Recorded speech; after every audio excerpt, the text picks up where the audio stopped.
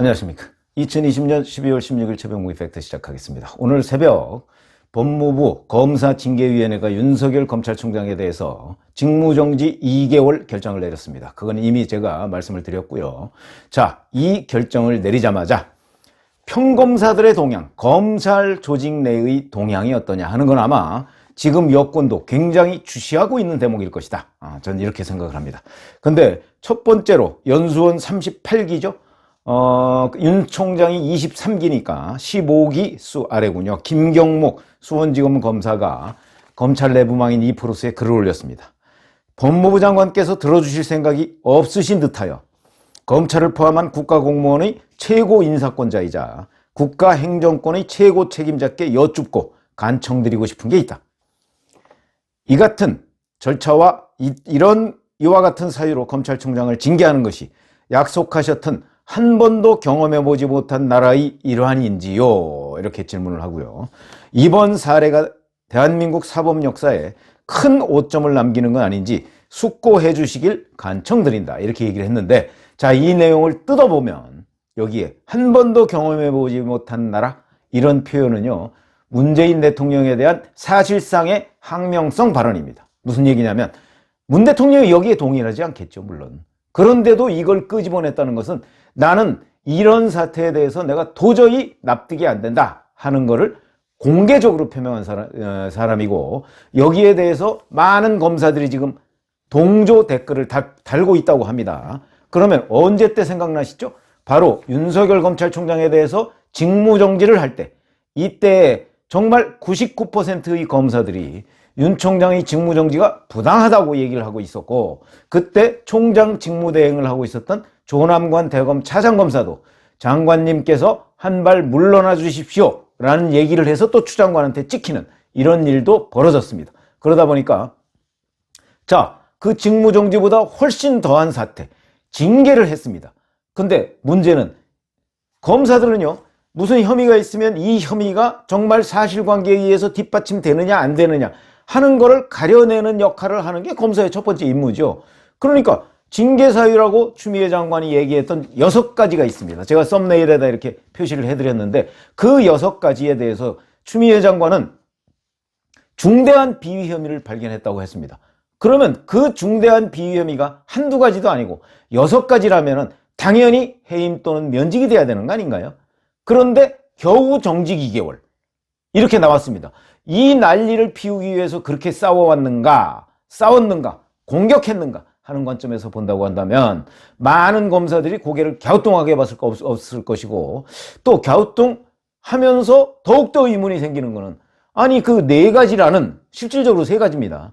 그 3가지라는 징계 사유에 어느 하나도 사실관계의 뒷받침이 안 된다.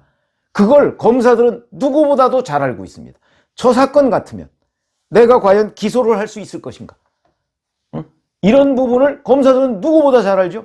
그렇기 때문에 자, 이 징계가 부당하다고 생각할 가능성이 있어서 지금 김경목 검사의 글에 계속해서 댓글을 달고 있는, 동조 댓글을 달고 있는 것인데, 제가 말씀드리고 싶은 것은 이런 것들이 평검사들 또 90% 이상한테 확산될 것으로 보인다. 그러면 제가 여기서 지금 말씀드리고 싶은 거는, 자, 그러면 그 징계 사유 4가지라고 하는 정한중 징계위원장의 주장에 대해서 검증을 한번 해보자. 평검사들은 지금 그런 얘기를 하고 있습니다. 어떤 게 사실이냐, 이런 얘기를 하고 있죠. 그 첫 번째, 판사문건입니다. 자, 판사문건, 법관 대표회에서도 이에 관해서 입장 표명을 하지 않기로 했습니다. 그 다음에 조미연 부장판사도 이거에 대해서는 언급조차 하지 않고 직무정지가 잘못됐다고 얘기를 했습니다.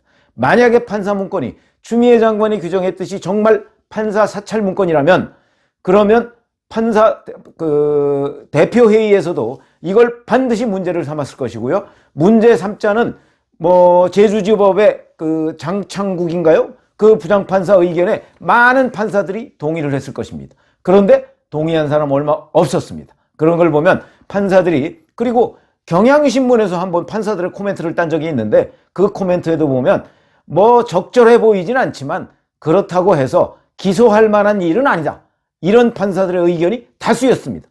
근데 이제 경향신문은 그 이후에 회사 내에서 내부 반론이 있었는지 판사들이 한 목소리를 냈다, 문제가 있다고 이렇게 입장을 바꿨던데, 최초의 취재는 그렇지 않았습니다.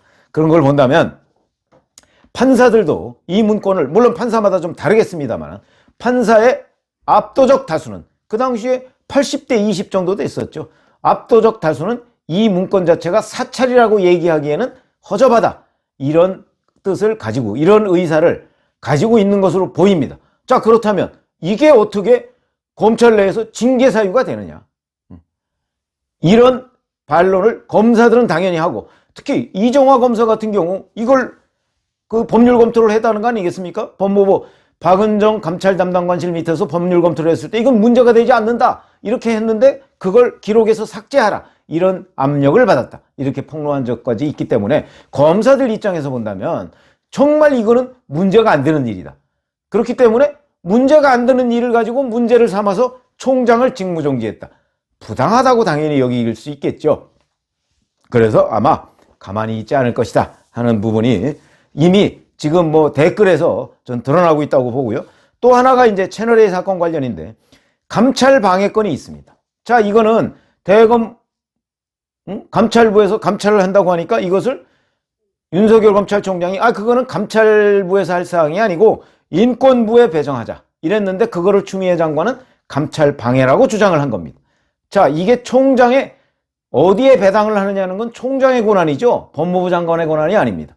법무부 장관이 이렇게 했으면 좋겠다고 하는 것을 총장이 자기 권한으로 이렇게 달리 했다고 해서 그것을 방해라고 볼 수 있느냐? 총장의 권한이라고 볼 수 있느냐?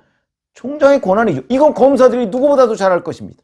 그렇기 때문에 장관의 뜻을 헤아려서 그야말로 조미연 부장판사가 얘기했듯이 맹종하지 않았다고 해서 방해라고 규정 지을 수 있느냐? 그걸 검사들은 다 판별할 수 있을 것입니다. 그렇기 때문에 검사들은 이게 왜 방해인가? 이게 압도적 다수의 검사들의 생각일 것이다. 실제 제가 몇 사람한테 물어봐도 똑같은 생각이었습니다. 그러니까 이게 얼마나 부당한지는 검사들이 잘 알고 있을 것이다 하는 생각이고요. 그 다음에 또 채널A 수사 방해 얘기가 있습니다.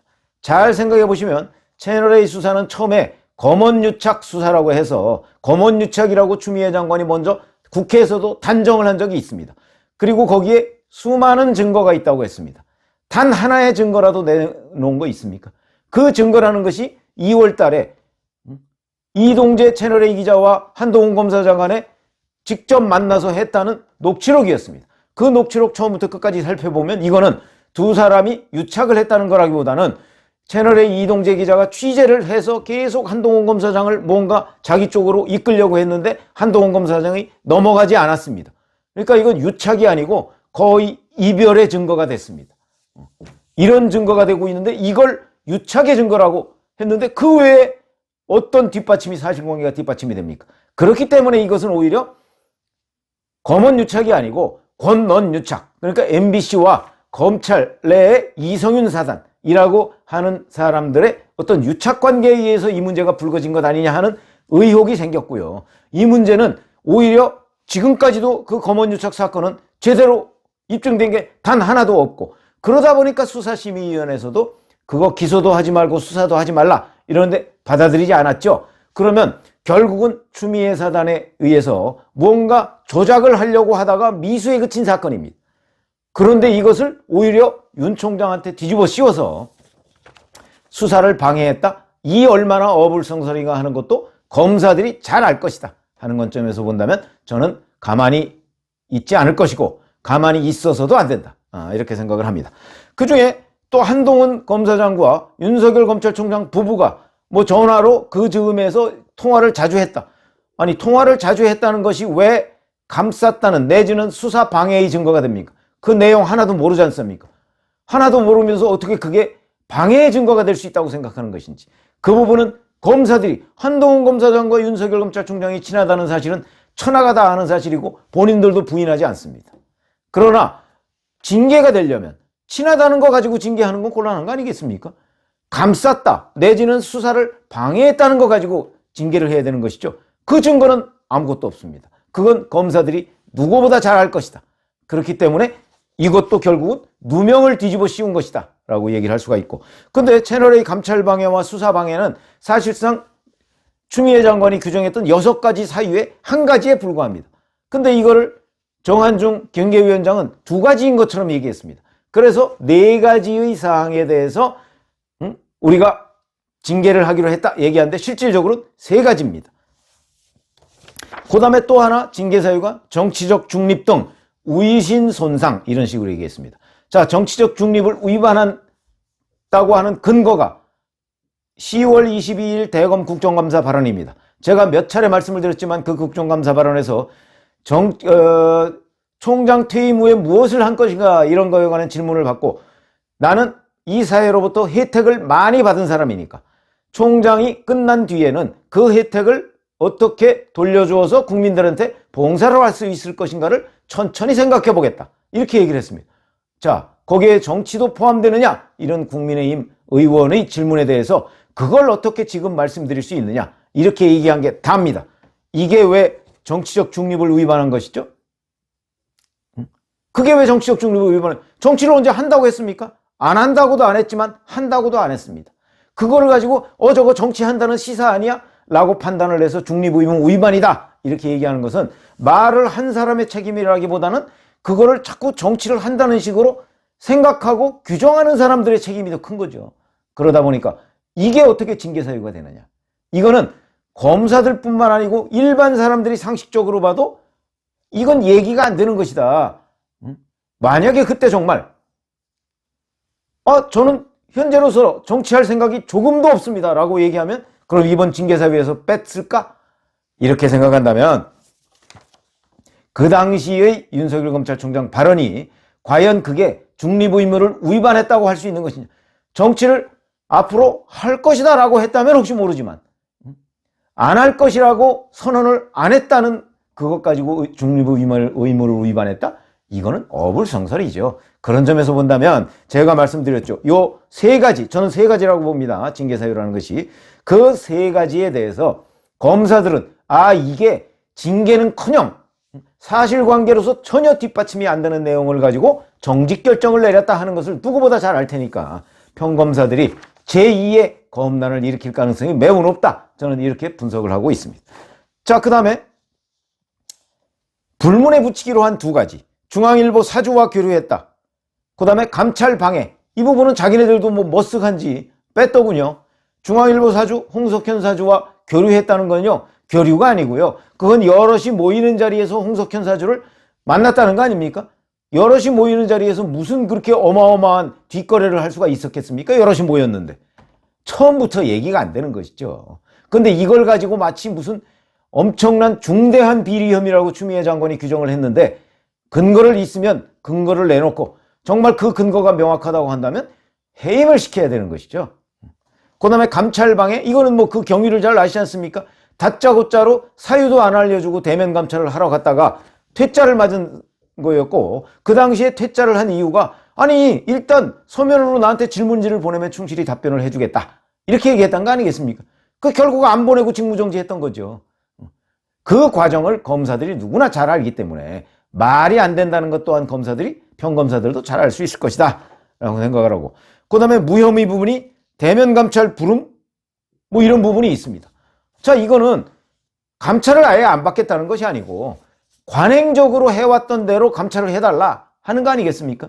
근데 이게 왜 자기네들도 정말 민망한지 무혐의를 했더군요. 근데 어찌됐든 간에 이거하고 한명숙 전 국무총리 사건 감찰 방해 이런 게 있는데 그것도 이미 다 없었던 일이 됐던 겁니다. 그런데 여하튼 이런 걸 가지고서 지금 징계의 사유라고 내세우고 있는데 징계의 사유는 팩트, 사실관계의 뒷받침이 되느냐 안 되느냐가 엄청나게 중요하기 때문에 이 부분은 아마 평검사들이 그런 걸 가리는 게 주 임무인 평검사들이 누구보다 잘 알 것이기 때문에 아마 제2의 검난 사태로 번질 것이다. 그러면 아마 내년 1월 달에 이런 걸 핑계로 해서 또다시 상당수의 검사들을 아마 좌천을 시키지 않겠습니까? 그렇게 한들 2200명이 넘는 검사들을 전부 다 좌천시킬 수는 없을 거 아니겠습니까? 그래서 제가 보건대는 윤석열 징계 이후, 정직 이후 추미애 장관과 검사들 간에 제2의 국지전이 벌어지지 않겠는가 이런 생각을 이런 분석을 지금 하고 그 부분을 한번 같이 지켜보자 이렇게 말씀을 드리겠습니다. 감사합니다.